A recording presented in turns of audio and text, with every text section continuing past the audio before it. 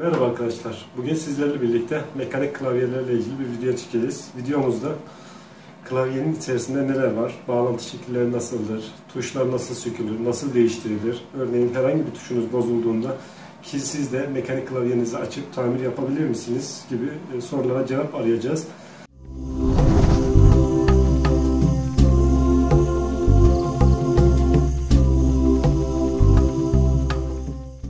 İsterseniz klavyede şöyle bir bakacak olursak klavyemiz tamamen mekanik bir klavyedir.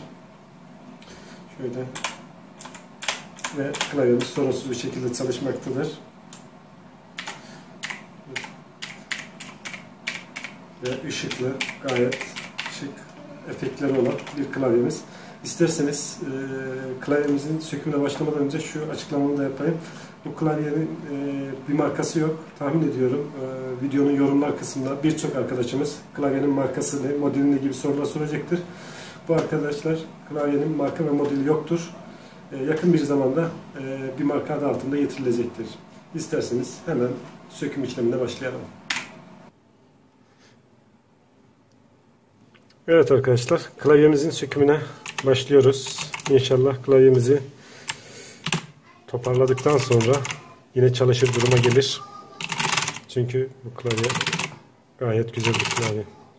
Evet, klavyemizin USB kablosunu çıkardım ve sökme işlemine başlıyorum.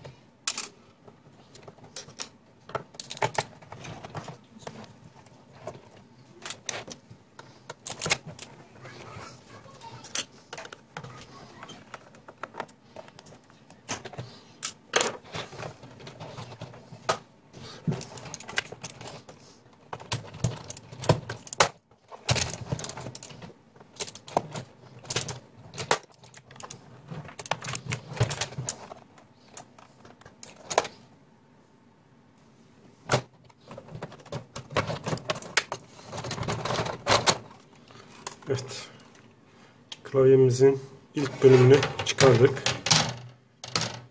Bu üst kısım oluyor. Üst kısmımızı bir kenara atalım. Evet, geldik iç kısmı ama henüz bir şeyler gözükmüyor. Şuradan vidalarını açmaya devam edelim. Şöyle switchlerine bakalım. Mavi MX switch kullanılmış. Burada metal bir levha var. Metal levhanın altına ulaşmaya çalışacağız.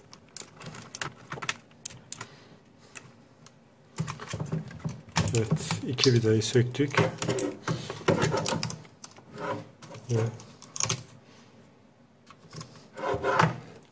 Klavyemize ulaştık. Şöyle ters çevirelim.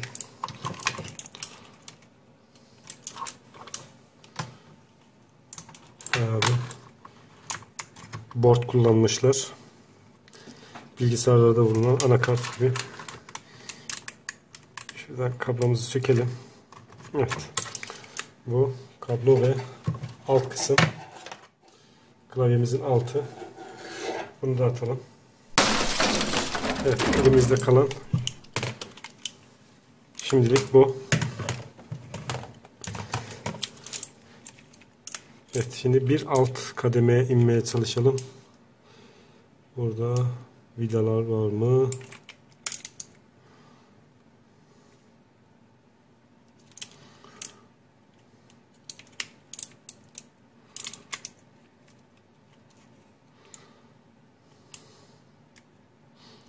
Evet.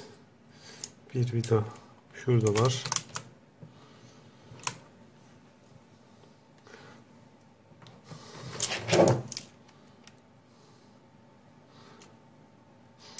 Başka da vida gözükmüyor.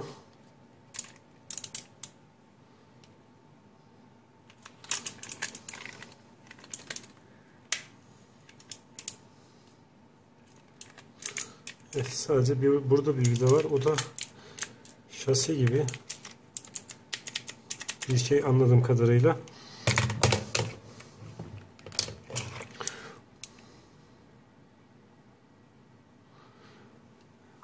Evet.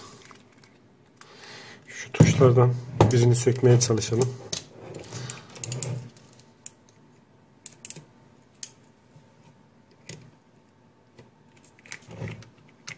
Yok. Bu şekilde gelmiyor.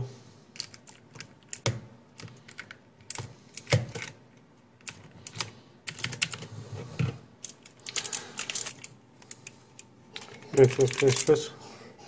Bayağı bir sağını solunu kurcaladım. Yalnız başka bir vida yok. Açılacak.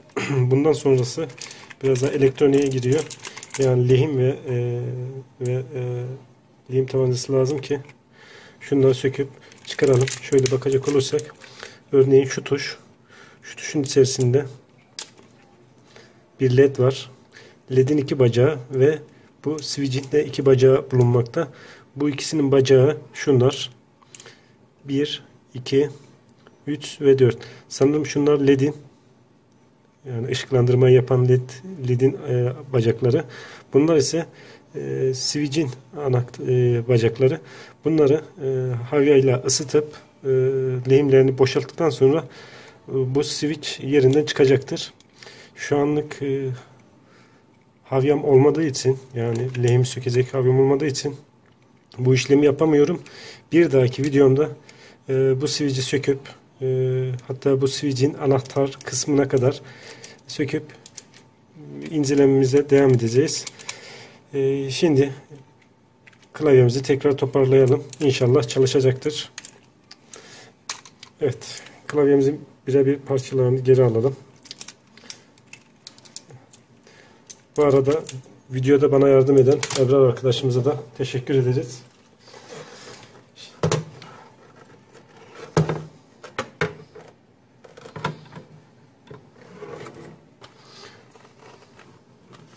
Bu şekilde bağlantı kablomuzu takalım.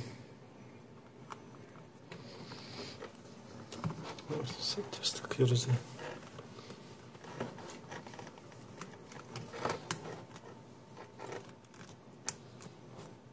Evet, bağlantı kablomuzu taktık. Bu şekilde klavyemizi geri çevirelim. Bunun altında bir bandımız vardı, kablomuzu tutan. Bunu yapıştırmayı unutmayalım.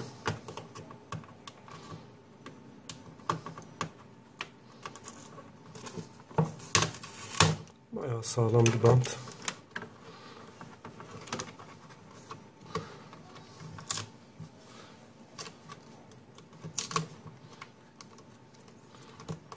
Aynı şekilde bandımızı yerine yapıştırdık. Klavyemizi yerine oturtalım.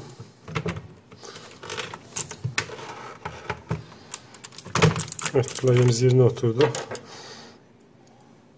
Hemen iki vidamızı sallıyoruz yerine.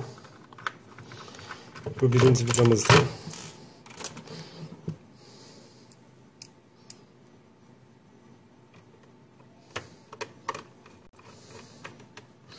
Bu ikinci vidamız. Klavyemizin üst tarafını takalım. Klavyemizin üst tarafı mandallıdır.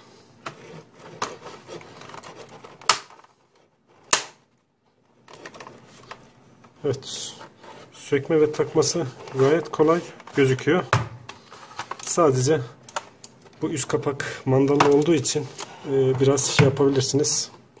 Zorlanabilirsiniz açmak için. Tahmin ediyorum bütün mekanik klavyelerde genel mantık böyledir. Evet, klavyemizin vidalarını takmadan çalışıp çalışmadığını kontrol edelim. Evet, bilgisayarımızı da açalım.